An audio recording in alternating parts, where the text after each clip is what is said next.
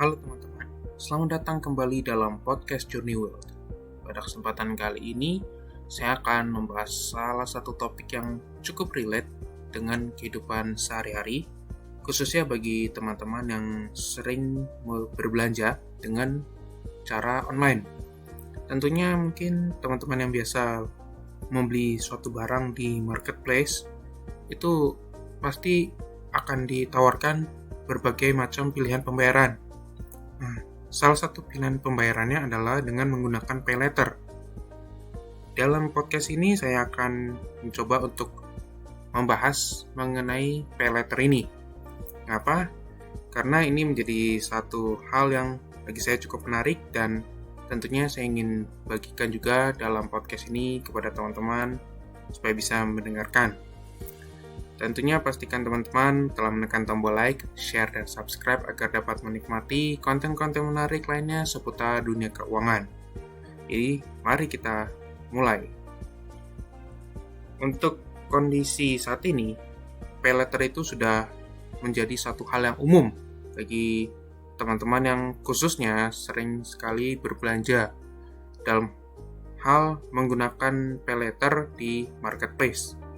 Contohnya mungkin di Tokopedia, biasanya ada tuh GoPayLater. Hal kemudian juga di Shopee ada ShopeeLater. Dan bahkan juga sampai ke tingkat perbankan seperti BCA itu juga ada paylater yang bisa dimanfaatkan untuk berbelanja. Memang dengan kondisi saat ini bisa dikatakan inklusi keuangan itu semakin terbuka. Dalam arti banyak sarana yang digunakan untuk melakukan pembayaran. Jadi ketika misalnya berbelanja, tidak hanya secara online, tapi juga offline juga bisa untuk berbelanja dengan menggunakan paylater. Tentunya ini menggunakan kesinambungan antara tempat belanja dan juga dengan perbankan atau juga fintech.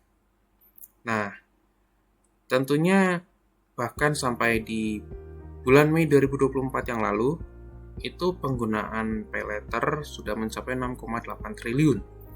Itu tentu jumlah yang cukup besar.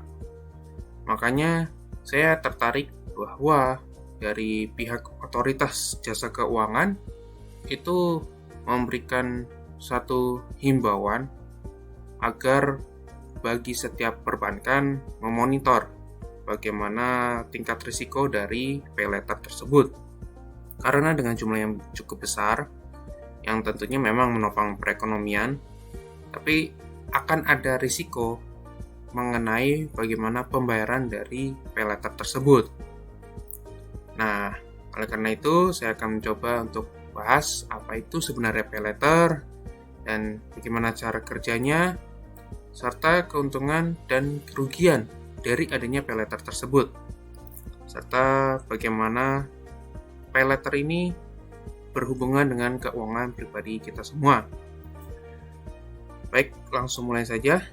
Pertama, paylater itu adalah inovasi dalam metode pembayaran yang semakin populer di era digital. Secara harafiah, paylater berarti bayar nanti. Sistem ini memungkinkan pengguna untuk melakukan pembelian sekarang dan membayar nanti dalam bentuk cicilan atau dalam satu kali pembayaran pada waktu yang telah ditentukan. Paylater seringkali disediakan oleh e-commerce, perusahaan fintech atau bank untuk memberikan fleksibilitas pembayaran kepada konsumen. Kemudian cara kerja paylater itu sebenarnya cukup sederhana, namun melibatkan beberapa tahapan yang memastikan kelancaran transaksi dan keamanan bagi penyedia layanan serta pengguna. Pertama adalah registrasi dan verifikasi. Pengguna harus mendaftar dan melakukan verifikasi identitas. Proses ini melibatkan pengisian data pribadi seperti nama, alamat, nomor telepon, dan seringkali KTP atau identitas lainnya. Beberapa penyedia layanan mungkin juga memerlukan verifikasi melalui rekening bank atau slip gaji. Kedua adalah persetujuan limit kredit. Berdasarkan informasi yang diberikan dari dan hasil verifikasi, penyedia layanan paylater akan menetapkan limit kredit bagi pengguna. Limit ini merupakan jumlah maksimum yang bisa digunakan untuk bertransaksi dengan sistem paylater. Ketiga adalah penggunaan paylaternya. Saat melakukan pembelian di e-commerce atau merchant yang bekerja sama dengan penyedia paylater, pengguna dapat memilih opsi paylater sebagai metode pembayaran. Jumlah transaksi akan langsung dikurangi dari limit kredit yang tersedia. Keempat adalah pembayaran cicilan. Pengguna diwajibkan untuk membayar cicilan sesuai dengan kesepakatan yang telah dibuat. Cicilan ini biasanya dilakukan bulanan dan bisa berjangka waktu tertentu, misalnya antara 3 bulan, 6 bulan, atau 12 bulan. Dan yang kelima adalah bunga dan biaya. Tergantung pada kebijakan penyedia layanan, pengguna mungkin dikenakan bunga atau biaya tambahan. Penting untuk memahami syarat dan ketentuan sebelum menggunakan layanan paylater. Kemudian, saya akan membahas mengenai keuntungan dari paylater. Paylater menawarkan berbagai keuntungan yang membuatnya menarik bagi banyak konsumen. Beberapa di antaranya adalah yang pertama, fleksibilitas pembayaran. Pengguna bisa membeli barang atau jasa yang diinginkan sekarang dan membayarnya nanti. Hal ini sangat membantu, terutama saat ada kebutuhan mendesak namun dana tunai belum mencukupi. Yang kedua adalah meningkatkan daya beli. Dengan adanya limit kredit, daya beli konsumen meningkat. Pengguna dapat membeli barang-barang dengan nilai yang lebih tinggi tanpa harus menunggu sampai memiliki cukup uang tunai. Yang ketiga adalah proses pendaftaran yang mudah. Kebanyakan penyedia layanan paylater menawarkan proses pendaftaran yang cepat dan mudah. Biasanya hanya memerlukan beberapa menit untuk mengisi data dan mendapatkan persetujuan. Keempat, tanpa kartu kredit. Paylater bisa menjadi alternatif bagi mereka yang tidak memiliki kartu kredit namun ingin menikmati fasilitas kredit. Ini juga menghindari risiko dan biaya yang seringkali terkait dengan penggunaan kartu kredit. Yang kelima adalah promosi dan diskon. Beberapa penyedia paylater menawarkan promosi, diskon, atau cashback yang membuat pengalaman belanja menjadi lebih menarik dan menguntungkan. Kemudian, membahas mengenai kerugian dari paylater itu. Meskipun menawarkan banyak keuntungan, paylater juga memiliki beberapa kerugian dan risiko yang harus dipertimbangkan oleh pengguna. Yang pertama adalah bunga dan biaya tambahan. Seperti layanan kredit lainnya, paylater seringkali mengenakan bunga atau biaya tambahan. Jika tidak dikelola dengan baik, bunga ini bisa membengkak dan menambah beban finansial. Yang kedua adalah keterlambatan pembayaran. Keterlambatan dalam pembayaran cicilan bisa mengakibatkan denda yang cukup besar.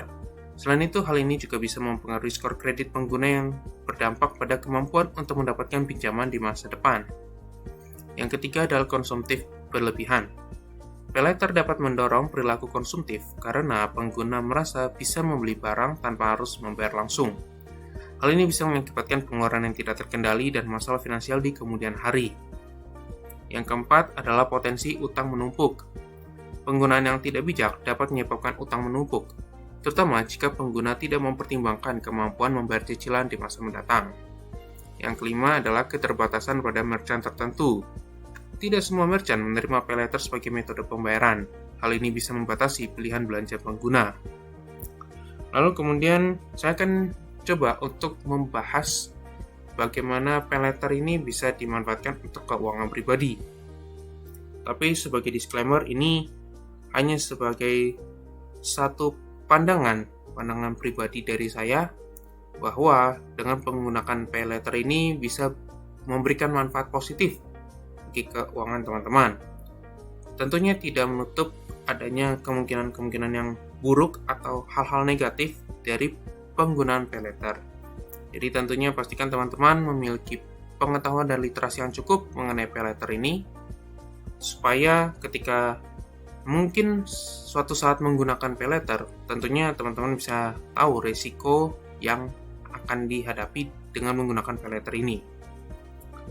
Untuk memanfaatkan paylater secara optimal dan bijak dalam keuangan pribadi, ada beberapa tips yang bisa diikuti. Yang pertama adalah pahami syarat dan ketentuan. Sebelum menggunakan layanan paylater, pastikan untuk membaca dan memahami semua syarat dan ketentuan, termasuk bunga, biaya tambahan, dan kebijakan pembayaran. Yang kedua, gunakan untuk kebutuhan yang mendesak. Sebaiknya gunakan paylater untuk kebutuhan yang mendesak atau untuk pembelian yang direncanakan dengan matang. Hindari penggunaan untuk hal-hal yang tidak penting atau sekedar keinginan. Ketiga, kelola anggaran dengan baik. Buat anggaran bulanan dan pastikan untuk menyisihkan dana untuk membayar cicilan paylater. Jangan sampai cicilan ini mengganggu kebutuhan pokok lainnya. Yang keempat, batasi penggunaan. Jangan tergoda untuk terus-menerus menggunakan paylater.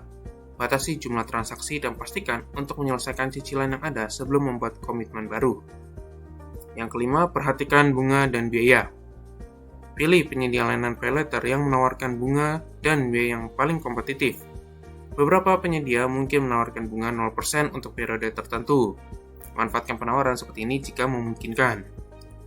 Yang keenam, pantau transaksi dan pembayaran. Selalu pantau transaksi dan jadwal pembayaran cicilan. Banyak penyedia layanan paylater menyediakan aplikasi yang memudahkan pengguna untuk mengelola dan memantau cicilan mereka.